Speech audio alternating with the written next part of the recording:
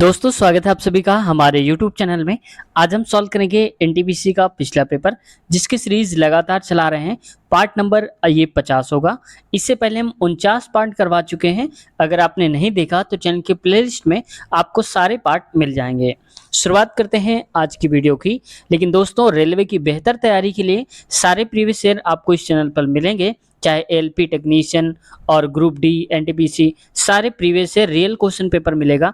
इसलिए चैनल को सब्सक्राइब कर लीजिए और बेल आइकन भी दबा लीजिए ताकि जब भी वीडियो अपलोड करें आपके पास नोटिफिकेशन पहुंच जाए। आज के पहले क्वेश्चन की शुरुआत करते हैं। क्वेश्चन में कह रहा है 63, 36 और x का लघुत्तम समापवर्तक 252 है।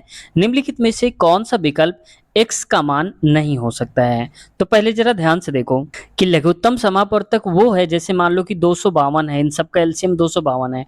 अब इनमें से जो भी नंबर इस पूरे को डिवाइड नहीं कर पाएगा 252 को, तो समझ जाओ कि वही उसका लघुत्तम समापवर्तक नहीं होगा, और जो डिवाइड कर लेगा वही लघुत्तम समापवर्तक इसका होगा। तो चलिए देखते हैं।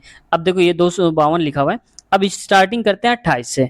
तो 28 से काटिए, इसको कट कर जाएगा। 4 से कटेगा, 4 सत्ते 28, 4 छंग 24, 4 तीन 12, यानी कि 7, और यहाँ पर आएगा 7 एकम 7, 7 नहीं 63। इसका मतलब ये पूरा कट गया। और क्वेश्चन में क्या पूछा था, x का मान नहीं हो सकता है, तो इसका मतलब ये तो हो सकता है क्योंकि कट गया पूरा। अब इससे 14 से काट के देखो आप, 252 और बटे में 14, ये भी काटो, 7 दूनी 14, 7 त्रिक 21, और यहाँ पर कितना बचा था, ये बचा 4, 7 छंग 42, ये भी 18 कट जाएगा। अब 42 भी कट जाएगा। अब चेक करते हैं 56 से। 42 वाला आप चेक कर लेना।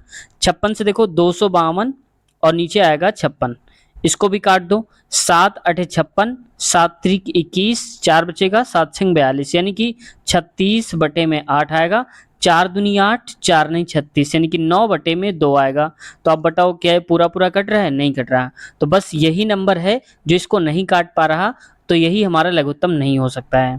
ठीक है, अगला क्वेश्चन देखो। नेक्स्ट, इनमें से किस युद्ध ने भारत में ब्रिटिश उपनिवेशवाद की नींव रखी थी? तो ये जो युद्ध हुआ था प्लासी का, ठीक है। और हमने पिछली वीडियो में पूछा भी था कि प्लासी का युद्ध कब हुआ था, लेकिन आप में से शायद ही किसी का रिप्लाई नहीं आया है। एक दो का किसी का आया होगा, बाकी लोग रिप्लाई नहीं दिया है। तो आप लोग भी रिप्लाई दिया करिए। और अगली बार से हम ऐसा करेंगे कि हमारे जो भी यहाँ पर रिप्लाई करने वाले लोग होंगे उनके हम नाम भी अगली वीडियो में लेकर के आपको बताएंगे। ठीक है, तो आपको बताना है प्लासी का युद्ध कब हुआ था। अगला क्वेश्चन है, रजनी की घड़ी के अनुसार इस समय पौने 6 हुए हैं। यदि घंटे की सुई दक्षिण की ओर है तो मिनट की सुई किस दिशा में होगी? देखो, जैसे मान लो कि एक घड़ी है।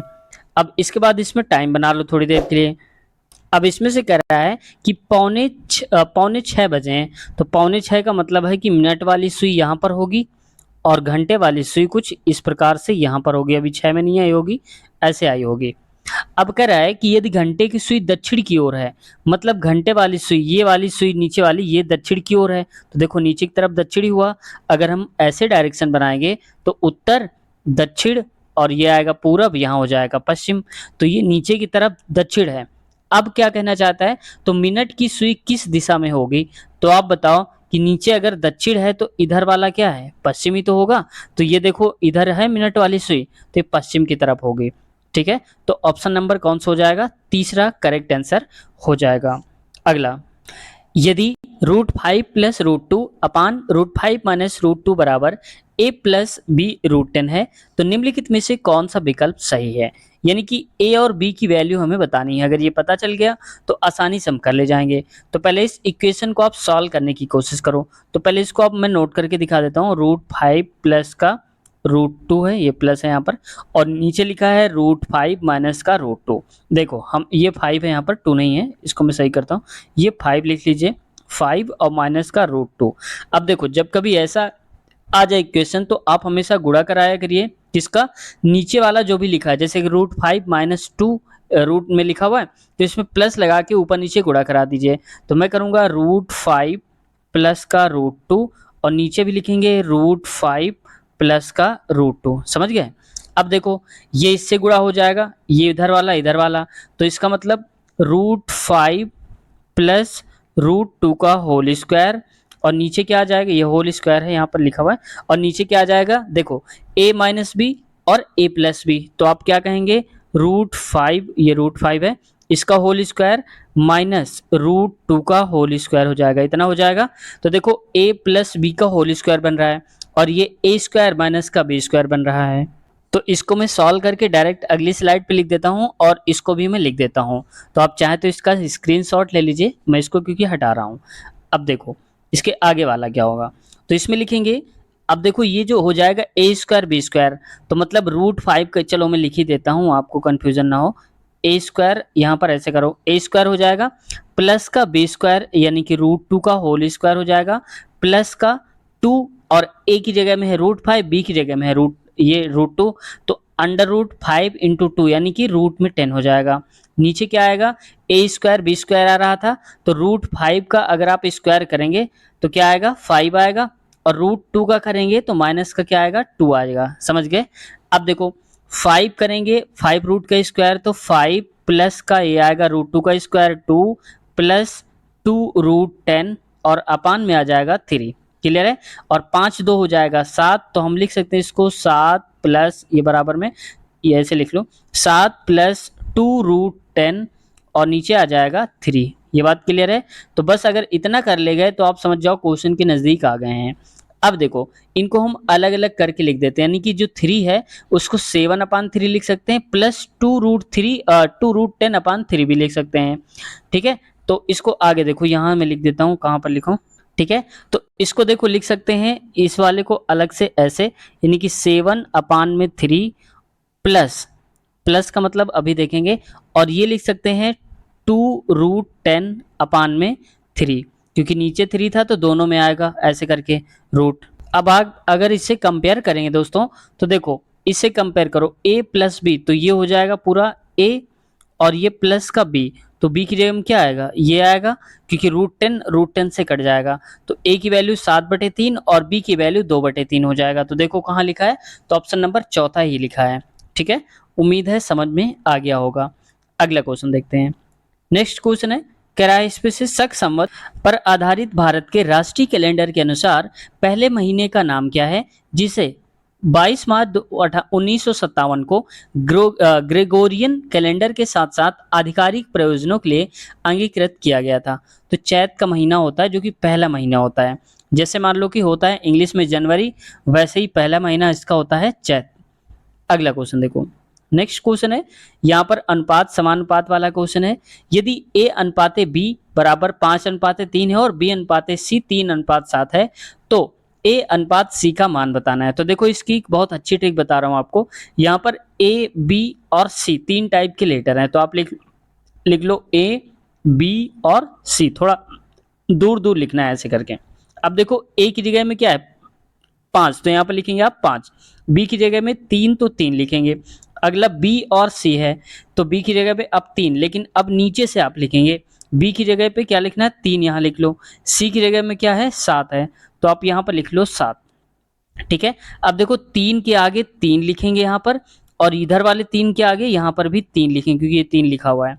ठीक है, ये तो देखो इसमें b और b ये तो सेम है, 3 यहाँ था 3 यहाँ था, तब तो आप डायरेक्ट भी बता सकते थे, लेकिन ये ट्रिक जो मैंने बताया है ये हमेशा काम आएगी अगर अनुपात बराबर हो या फिर ना हो। मान लो b की वैल्यू यहाँ कुछ और होती, यहाँ पर b की वैल्यू कुछ और होती, तो भी आप इस ट्रिक को हमेशा लगाना जो मैं बता रहा हूँ, इसीलिए मैंने इस ट्रिक से समझाया है। ठीक है, चाहते तो हम डायरेक्ट भी बता सकते थे।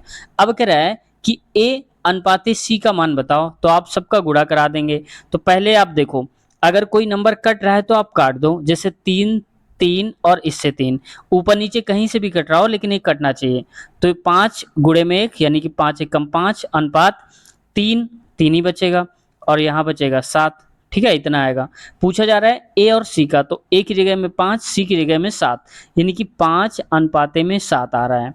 अब यहाँ पर फ्रैक्शन में दे के रखा है तो 5 और नीचे लिख दो 7, तो 5/7 भी हो जाएगा, तो ऑप्शन पहला सही है। ठीक है, अब आप ये बताना जरा कि b माइनस a अनुपात c क्या होगा, इसी से बताना है आपको देखकर, क्या b माइनस a अपान का c ये क्या होगा इसमें से, अब आपको बताना है। देखते हैं कितने लोग बता पाते हैं। अगला क्वेश्चन देखो, नेक्स्ट क्वेश्चन है, इंटरक्रॉपिंग यानी कि अंतर फसल प्रक्रिया इनमें से किसे दर्शाती है, यानी कि किस चीज को दिखाती है? तो पास पास दो या दो से अधिक फसलें उगाना, इसको हम बोलते हैं इंटरक्रॉपिंग। समझ गए? तो दो या दो से अधिक फसलें जब हम एक ही साथ उगाते हैं तो ये कहलाती है। अगला क्वेश्चन है, नेक्स्ट पे आते हैं। देखो ये क्वेश्चन कितना डेंजरस लग रहा है देखने में, लेकिन इसको देखते ही आप तोड़ देंगे। कैसे? क्योंकि आपको मैं ट्रिक बताने वाला हूँ। देखो यहाँ पर साइन 29 और नीचे कॉस 69 है। तो जब कहीं भी साइन और कॉस का कॉम्बिनेशन हो, यानी कि साइन कॉस आसपास दिया हो, और जैसे देखो 29 और 61 दोनों को जोड़ने पे 90 हो रहा हो, कितना हो रहा हो? 90। तो हमेशा ये मान लो कि साइन और कॉस जो लिखा हुआ है ये पूरा का पूरा एक दूसरे से कट जाएगा। अब कहेंगे कैसे कटेगा? तो देखो साइन 29 लिखा है और यहाँ पर cos 61 लिखा है, तो cos 61 को हम क्या लिख सकते हैं? cos 90 माइनस का 29 लिख सकते हैं कि नहीं लिख सकते हैं? मैं एक एक सॉल्व करके बता रहा हूँ। तो देखो ऊपर यहाँ आ जाएगा साइन 29 बटे में ये भी हो जाएगा 90 माइनस थीटा होता है क्या? cos 90 minus theta sine theta, क्योंकि 90 में चेंज होता है। तो ये हो जाएगा साइन 29, साइन से साइन कट जाएगा, इसका मतलब इसकी जगह पे क्या आ जाएगा? एक आ जाएगा। समझ गए होंगे? तो ये तो हो गया एक, मान लो कि यहाँ पर एक आ गया है। अगला देखो लिखा है 4, तो 4 लिख दो। अब देखो यहाँ पर भी हमने बताया अभी cos cos लिखा है, तो cos स्क्वायर नहीं, इसको मैं यहाँ पर बताता जाता हूँ। देखो cos स्क्वायर 31 और प्लस ये cos स्क्वायर है, तो इसको भी लिख लो cos स्क्वायर, लेकिन 59 को हम लिख सकते हैं 90 माइनस का 31 लिख सकते हैं। ठीक है, लिख सकते हैं ना? तो देखो cos स्क्वायर 31 प्लस का साइन स्क्वायर 31, ये कैसे? 90 minus theta equal to theta आ गया, cos 90 minus theta sine theta. तो अब बताओ sine square A cos square है, यानी कि sine square theta plus cos square theta, इसकी वैल्यू क्या होती है? 1 होती है। तो इसका मतलब ये हो गया कि यहाँ से देखो इसकी वैल्यू भी 1 हो रही थी, तो ये हो गया 1 माइनस का 4, ये पूरा का पूरा यहाँ से हो गया 1। इतनी बात समझ में आ गई? प्लस 1/√3 कर दीजिए इसको। इसके बाद आप देखो tan 27 sin 60, अब tan 27 और tan 63, तो देखो tan सेम है, तो इसका भी ठीक वही हाल होगा। जैसे देखो tan 27 और sin 60 जो है उसको अभी थोड़ी देर के लिए हम sin 60 की वैल्यू रख देते हैं। √3 बटे में 2 होता है sin 60। अब इसको मान लो कि इसको और इसको हम देख रहे हैं, तो tan 27 है, गुणे में ये लिखेंगे tan, और 63 को क्या लिख सकते हैं? ये लिख सकते हैं 90 माइनस का 27 लिख सकते हैं ना? तो यहाँ पर हो जाएगा tan 27 और गुणे में tan 90 माइनस थीटा इक्वल होता है cot थीटा, तो यानी कि cot 27 हो जाएगा। अब देखो tan cot इक्वल टू होता है हमारे पास हमेशा 1, नहीं पता तो tan को हम 1/cot लिख सकते हैं, तो cot से cot कट जाएगा, तो भी आप यही लिख सकते हो। समझ गए आप? तो यहाँ पर इसकी भी वैल्यू क्या हो जाएगी? 1 हो जाएगी। तो हमारे पास केवल ये बचा है, तो देखो 1, मैं इसको इरेज कर देता हूँ इतना सा। ठीक है, अब आगे देखो यहाँ पर 1 माइनस का ये हो जाएगा 4 × 1 यानी कि 4 प्लस √3 से √3 कट जाएगा, तो बचेगा 1/2 और इंटू में 1 है तो 1 ही रहेगा। ये आ जाएगा कितना? यहाँ पर लिखेंगे 1 - 4 यानी कि -3 प्लस 1/2। इसको और आसान करना है तो आगे पीछे कर लो, 1/2 माइनस ये क्या है? 3 है, रूट नहीं है दोस्तों, तो यहाँ पर 3/1, तो 3 दूनी 6 होता है, 1 - 6 आ जाएगा बराबर में 1 माइनस का 6/2 आ जाएगा।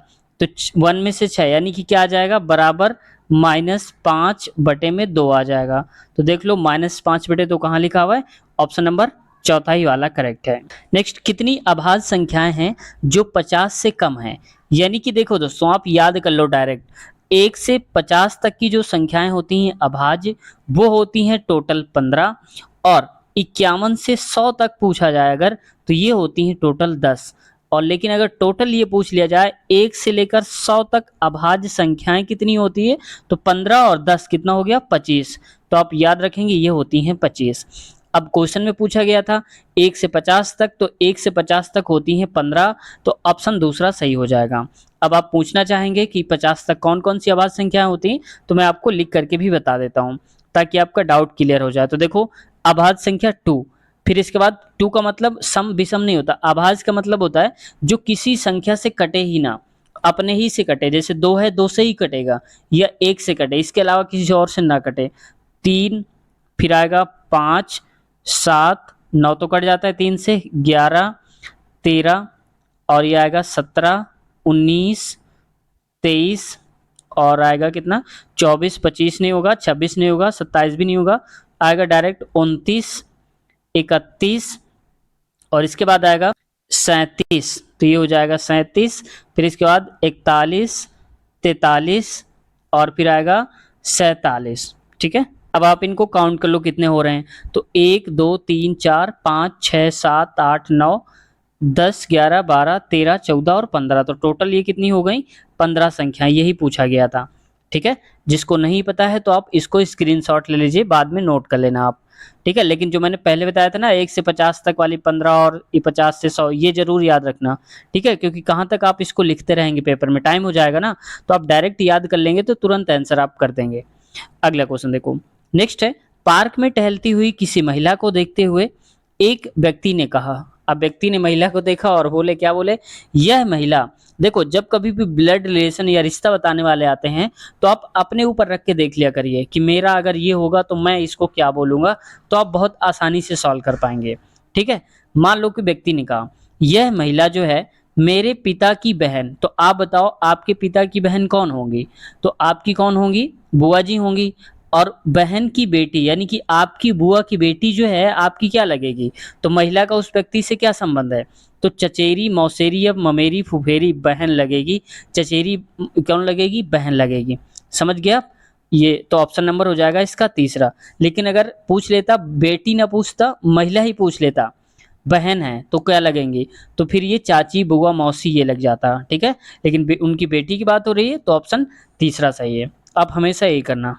आगे बढ़ते हैं, नेक्स्ट 84 का 41 से ही 2/3% इनमें से किसके बराबर होगा। ठीक है, तो देखो 84 गुणे 41 को आप ठीक करके लिख लो, यानी कि 41 ये है 41 सही 2/3, तो इसका गुणा कराएंगे तो 3 एकम 3 और 3 चौको 12 हो जाएगा, 12 प्लस का 2 जोड़ेंगे तो 125/3 आ जाएगा। ठीक है, 125/3 और हम चूंकि परसेंटेज हटा रहे हैं तो यहाँ पर नीचे 100 लगाएंगे। अब इसको आप काट दो 3 से, तो 3 एकम 3, 3 दूनी 6 और 2 3 8 24, यानी कि 28 गुणे में 125 बटे में आ जाएगा 100, 25 पंचे 125, 25 चौको 100, 4 एकम 4, 4 सत्ते 28, मतलब बराबर में आ जाएगा 7 गुणे 5 बराबर 35 हो जाएगा। तो सही उत्तर 35 कहाँ है, ऑप्शन नंबर चौथा, यानी कि 84 रुपए का 41 से ही 2/3 35 रुपए निकलेगा।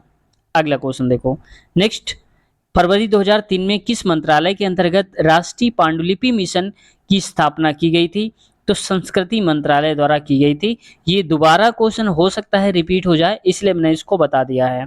आगे बढ़ते हैं क्वेश्चन की तरफ, बारदो छम का लोक नृत्य, देखो पिछली बार भी ऐसा कुछ पूछा गया था और इस बार भी बारदो छम है, ऐसे डांस हम लोग पढ़ते ही नहीं, छोड़ देते हैं और यही पेपर में आ जाते हैं। तो बारदो छम लोक नृत्य है, कहाँ का है, अरुणाचल प्रदेश का है। तो याद रखना, दोबारा कभी आपके पास आए तो आप समझ जाना कि ये सही हो जाएगा।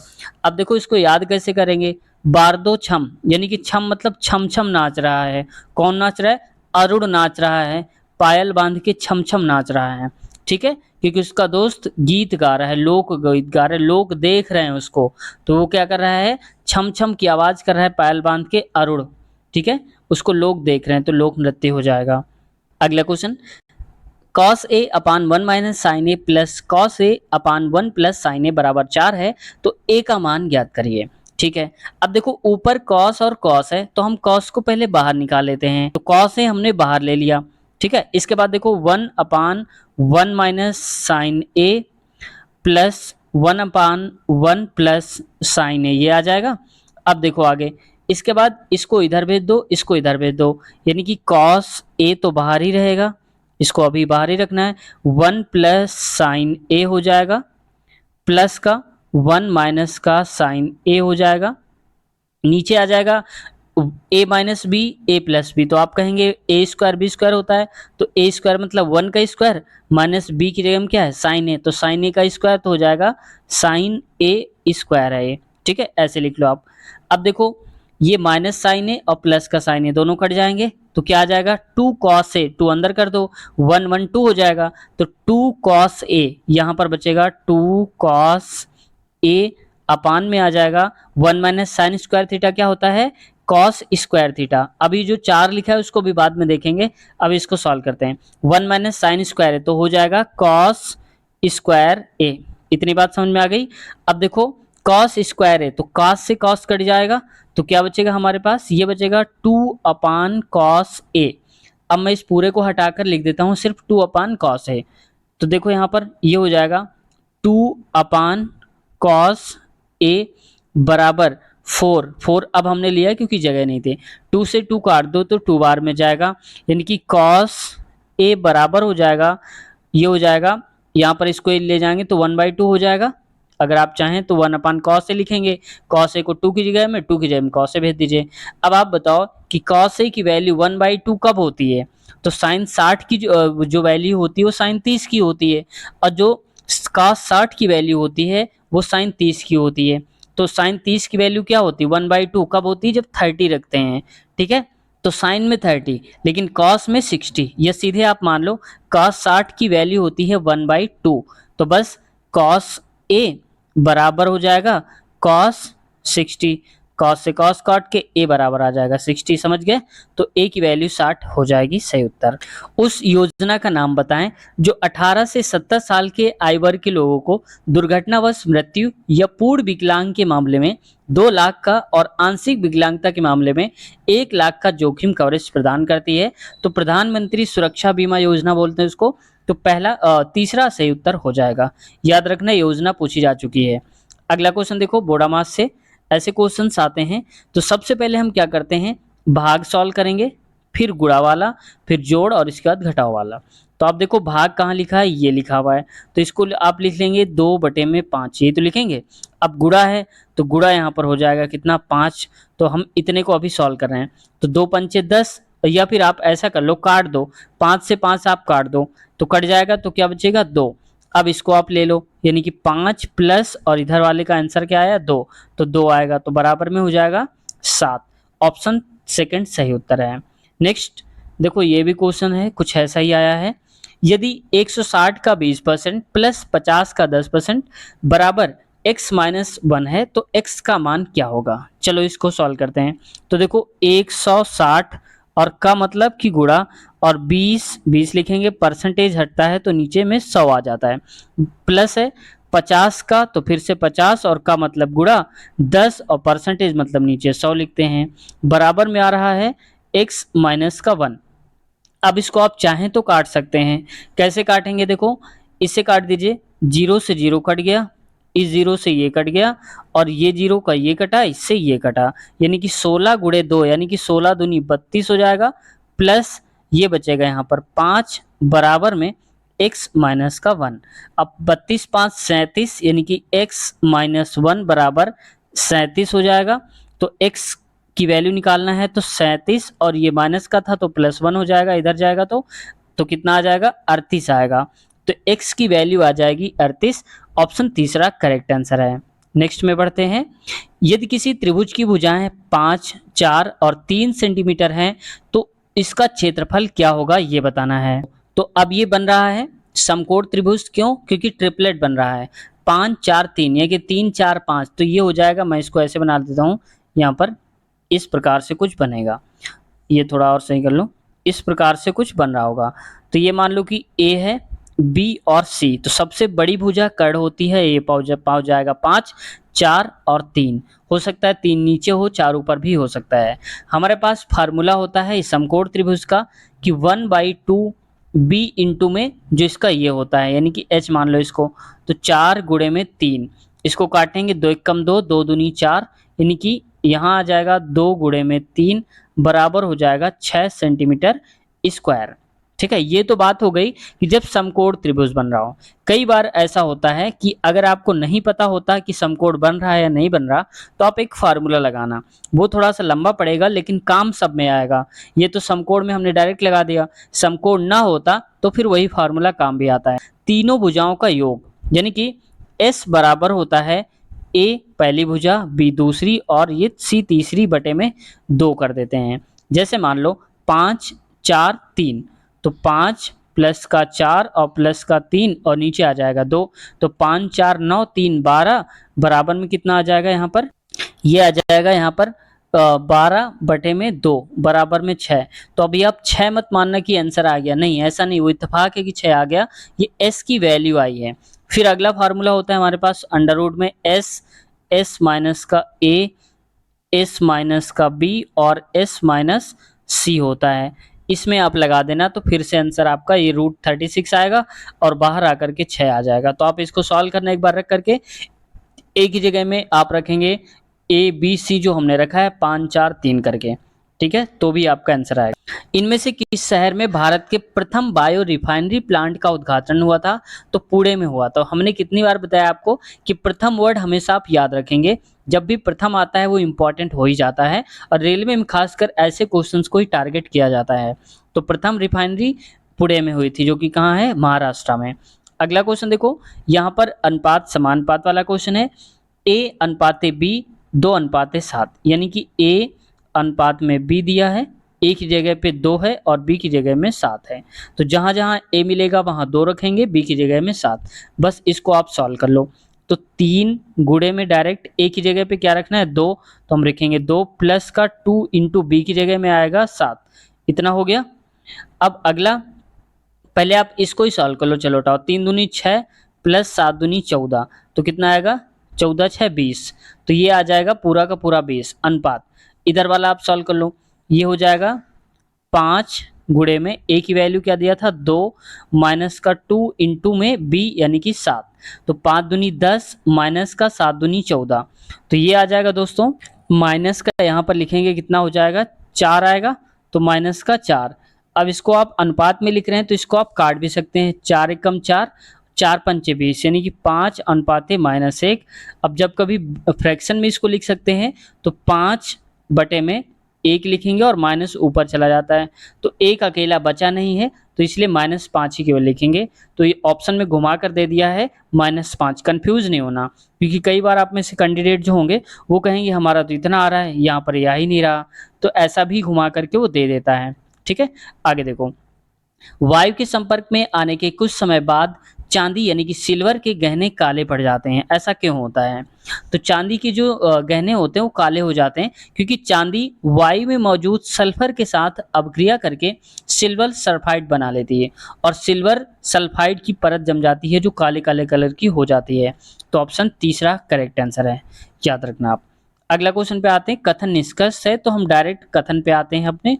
कथन कहा जा रहा है पुस्तक पी केवल 2001-2015 के दौरान भारत की जनसंख्या और इससे संबंधित समस्याओं पर जोर देती है, यानी कि जो पुस्तक एक पी है छपी हुई है वो 2001 से लेकर 2015 तक की जितनी भी जनसंख्या है उसकी समस्याओं पर उसने वर्णन किया है, उसकी समस्याओं पर जोर दिया है। अब आते हैं निष्कर्ष क्या कह रहा है, भारत में बढ़ती जनसंख्या सबसे बड़ी समस्या है। तो देखो यहाँ पर बढ़ती समस्या सबसे बड़ी है, ये प्रॉब्लम है, ये सेंटेंस में कहीं पर नहीं देख रखा है। उसने केवल बात करी है जनसंख्या की, लेकिन कब से कब तक की, 2001 से 2015 तक की। तो क्या यहाँ पर दिया है पहले कथन में क्या कि 2001 से 1 तक की या कुछ निश्चित समय तक की ही बात हो रही है? तो जनसंख्या सबसे बड़ी समस्या है मानते हैं, लेकिन सेंटेंस को भी तो हमको देखना है, तो सेंटेंस फॉलो नहीं हो रहा है, पहला वाला तो गलत हो गया। दूसरा है, यह पुस्तक एकमात्र पुस्तक है जो भारत में जनसंख्या की समस्या से संबंधित है, ऐसा नहीं है। अगर आप कह दें कि कोई एक न्यूज़पेपर है जो हमारे पर्यावरण के बारे में छापता है, तो ऐसा नहीं कि दुनिया में एक ही पेपर हो सकता है बहुत सारे हों, हमें ना पता हो, ऐसा भी तो हो सकता है। और सेंटेंस के हिसाब से तो हमें पता ही नहीं है, तो केवल एकमात्र सिर्फ जब कभी आता है तो ज़्यादातर सेंटेंस गलत ही मानते हैं, तो ऑप्शन ये भी गलत हो जाएगा। तो कोई भी सही नहीं निकला, तो ना तो निष्कर्ष फर्स्ट और ना ही सेकंड पालन करते हैं। अगला क्वेश्चन पे आते हैं, नेक्स्ट 5/16 और इसके व्युत्क्रम के बीच धनात्मक यानी कि धन्यात्मक अंतर कितना हो जाएगा, यानी कि पॉजिटिव में आंसर हमें लाना है। ठीक है, तो 5/16। ठीक है, अंतर है तो अंतर आप माइनस लगा दो। अब कह रहा है कि इसका व्युत्क्रम, तो इसका व्युत्क्रम हो जाएगा 16/5। समझ गए। अब कह रहा है कि धनात्मक अंतर, धनात्मक का मतलब कि जो हमारा आंसर आएगा उसको हम पॉजिटिव बनाएंगे, माइनस हटा देंगे। ठीक है, अब देखो 5×25 हो जाएगा, तो लिखेंगे 25 माइनस का 16 गुणे 16 करेंगे तो 256 आ जाएगा, क्योंकि इसका 16 का स्क्वायर 256 होता है। और नीचे 16 गुणे 5, 16×5 80 हो जाएगा। मैं इसको यहाँ लिख देता हूँ। अब देखो 256 में से 25 आप हटा दो, तो यहाँ पर देखो 16 में से 5 गया तो आएगा 11, यानी कि 1, और यहाँ पर जाएगा कितना, तो ये हो जाएगा 16 नहीं दोस्तों 5 है, तो यहाँ पर 6 में से 5 जाएगा तो 1 आएगा, और 5 में से 2 जाएगा तो 3, और यहाँ पर आएगा 2, 231/80 आएगा। अब इसको और भी काट दीजिए, तो ये जाएगा 2 बार में 160 तक पहुंचेगा, और ये कितना है 200, और 3 बार करेंगे तो 240 पहुंच जाएगा, जो कि 231 से ज़्यादा हो जाएगा। तो देखो 160, तो इसमें से 231 में से 160 हटा दो आप, तो कितना बचेगा, तो आप कहेंगे बचेगा 71, 71/80 आ जाएगा। बस ऑप्शन कहाँ लिखा हुआ है, ये हो जाएगा हमारा चौथा वाला करेक्ट आंसर। दो सही 71/80 करेक्ट है। अगला 3/5 - 2 + 3 का मान ज्ञात करिए। हमने सबसे पहले बताया था आपको कि भाग सॉल्व करना, आप गुणा, फिर जोड़ और फिर घटाव को सॉल्व करना। तो देखो 3/1 मतलब 3/1 हो जाएगा, तो इसको भी 3/1 को हम 3 ही मानेंगे, तो लिखेंगे 3 माइनस का 2 प्लस का 3। ठीक है, अब 3 3 6, तो 6 माइनस का 2 करेंगे तो बराबर में क्या आ जाएगा, 4 आएगा। सही उत्तर हमारा हो जाएगा पहला वाला। उम्मीद है समझ गए होंगे। तो दोस्तों आज की वीडियो में यहाँ तक कवर कर रहे हैं, और इसके आगे वाले क्वेश्चंस आपको अगले पार्ट में मिल जाएंगे। अगले पार्ट की लिंक आपको इसी वीडियो के नीचे मिल जाएगी डिस्क्रिप्शन में। अगला पार्ट लिखा होगा, लिंक पे क्लिक करेंगे तो डायरेक्ट अगला पार्ट इसके आगे वाला खुल जाएगा। तो उम्मीद करते हैं वीडियो से काफ़ी कुछ सीखने को मिला होगा, और अगर आप अपनी तैयारी को और बूस्ट करना चाहते हैं, सिलेक्शन लेना चाहते हैं इस साल, तो इस चैनल को सब्सक्राइब कर लीजिए और बेल आइकन भी दबा लीजिए, क्योंकि सारे के सारे प्रीवियस ईयर हम यहाँ पर करवा रहे हैं। जो पिछली बार पूछे गए थे सारे रियल क्वेश्चन पेपर हैं। तो उम्मीद है आपने चैनल को सब्सक्राइब कर लिया होगा। दोस्तों कुछ कहना चाहते हैं, पूछना या फिर कुछ सुझाव देना चाहते हैं, तो आपकी बात, आपके कमेंट्स आमंत्रित हैं, आप अपनी बात कह सकते हैं। आप सभी का रिप्लाई देने की पूरी कोशिश करेंगे। दोस्तों आप में से जितने लोगों ने अब तक कमेंट्स करे हैं उन सभी को पता होगा हमने सभी का रिप्लाई दिया है। कोई शायद ही ऐसा बचा हो जिसका रिप्लाई ना दिया हो, तो उम्मीद है कि आप अपनी बात ज़रूर कहेंगे। और साथ ही साथ अगर आप रेलवे का इंटरव्यू देखना चाहते हैं, सैलरी क्या होती है, क्या पढ़ना है और क्या सिलेबस है, कौन सी बुक पढ़ें, तो हमने वहाँ के कर्मचारियों से जाकर के डायरेक्ट बात की है। वहीं पर ग्राउंड पे हमने वीडियो बनाई थी, इंटरव्यू लिया उनका। तो वो वीडियो अगर आप देखना चाहते हैं तो इसी वीडियो के नीचे आपको लिंक मिल जाएगी रेलवे इंटरव्यू के नाम से, वहाँ से आप देख सकते हैं। अगर आप सारे इंटरव्यू देखना चाहते हैं रेलवे में हमने जितने अब तक लिए हैं, तो चैनल के प्लेलिस्ट में आप चले जाइए। हमने अलग से प्लेलिस्ट बना दिया है रेलवे इंटरव्यू के नाम से, तो वहाँ से आप आसानी से देख सकते हैं। तो मिलते हैं नए वीडियो में, अपना ख्याल रखिए, टेक केयर, बाय बाय।